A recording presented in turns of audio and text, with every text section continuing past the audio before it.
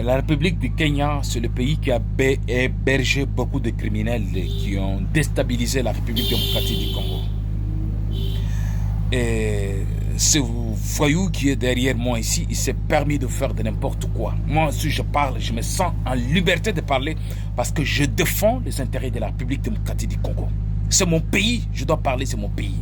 Et personne ne me donne des instructions pour m'interdire de ne pas parler ou de ne pas utiliser n'importe quel mot que je peux utiliser. Quand vous attaquez la République démocratique du Congo, sachez bien que non. Si ça ne concerne pas certains Congolais, ça devient mon problème à moi.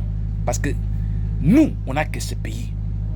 Nous n'avons que ce pays comme notre identité.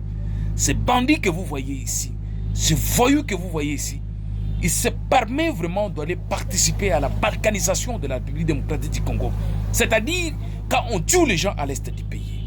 Chaque jour qu'on massacre le peuple congolais, pour lui ça ne nous dit absolument rien. C'est la joie avec son visage de singe, d'un macaque. Je ne sais pas comment qualifier ces bandits ici. Il est devenu président de la République. Son pays pensait que non, c'était quelqu'un qui pourra quand même rapporter les choses au-delà.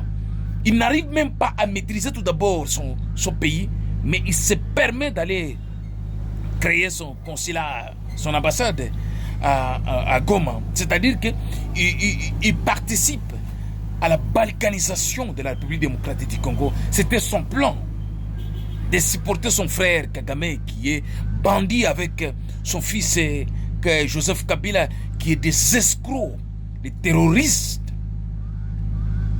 qui viennent pour massacrer la République démocratique du Congo.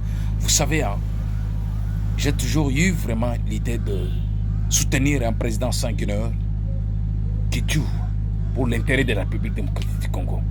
Parce que nous sommes fatigués avec des discours qui ne représentent absolument rien. Ce pays que nous parlons ici, c'est le pays le plus riche du monde. Nous sommes entourés par les 9 pays. Les 9 pays qui nous entourent, majorité sont nos ennemis. Parce qu'ils cherchent à nous déstabiliser et nous occuper et faire souffrir notre population pour enrichir leur propre pays. Alors vous, la jeunesse congolaise, si vous ne pensez pas au développement et à sécuriser notre pays, et vous les politiciens, vous les autorités, si vous ne pensez pas à renforcer, à former des militaires capables de se sacrifier pour la nation, sachez que ce sera notre malheur. Combien de gens que nous avons enregistrés ici? Combien de fuyards de guerre que nous avons vus en République démocratique du Congo? Ils ont prêté serment avec l'intention de protéger la République démocratique du Congo. Mais en réalité, ce n'est pas ça.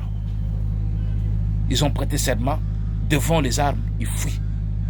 Moi, quand j'ai vu, on a arrêté autant de militaires à Goma.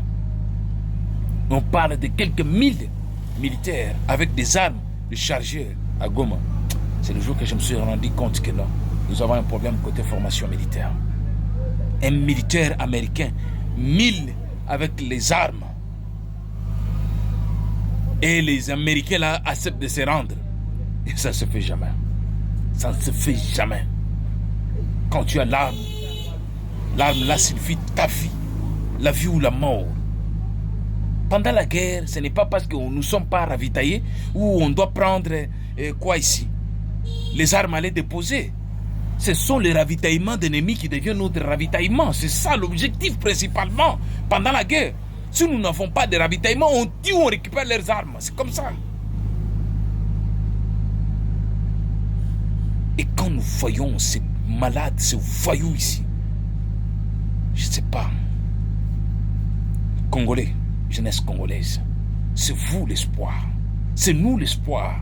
Si on ne décide pas, ce sera notre malheur.